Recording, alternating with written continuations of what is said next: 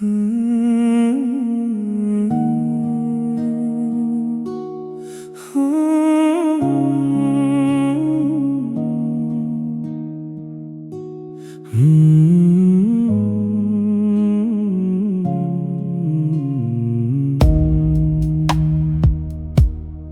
តែមករកខ្ញុំពេលគេអស់កម្លាំងចិត្តពេលអ្នកផ្សេងធ្វើឲ្យគេយំខ្ញុំតែនៅក្បែរស្ដាប់គេហូតដល់ភ្លឺទោះថ្ងៃស្អែកខ្ញុំត្រូវឈឺម្នាក់ឯងគេប្រាប់ថាខ្ញុំសំខាន់ណាស់ថាគ្មានអ្នកណាយល់ចិត្តគេដូចខ្ញុំតែពេលគេសប្បាយជាមួយអ្នកថ្មី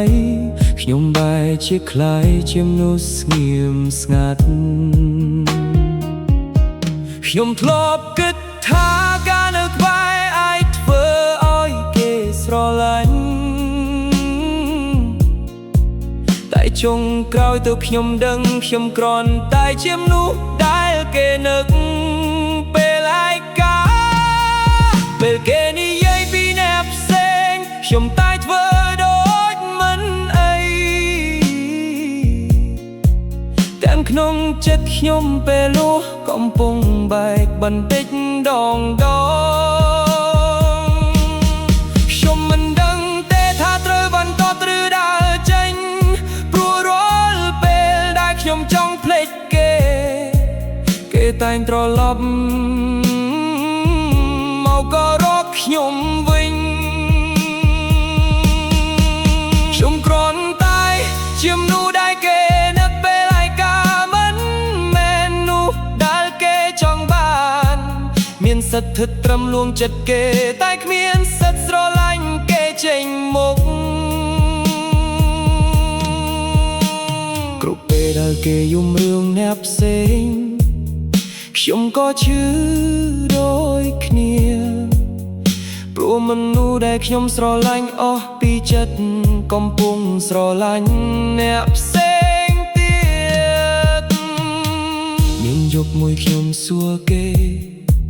ថាតើគេធ្លាប់មានអារម្មណ៍លើខ្ញុំទេគេស្ងៀមមួយសន្ទុះហើយប្រាប់ថាខ្ញុំមិនចង់បាត់អ្នកមួយម៉ាត់នោះធ្វើឲ្យខ្ញុំមិនអាចដើរចេញទោះដឹងច្បាស់ថាពួកយើងមិនអាចคล้ายជាសង្សារខ្ញុំគ្រាន់តែ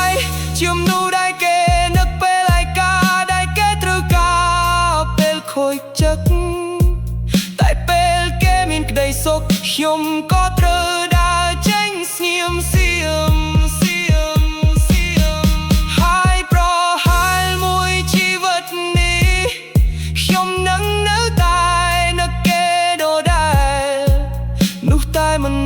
សង្សារតែធ្វើឲ្យខ្ញុំ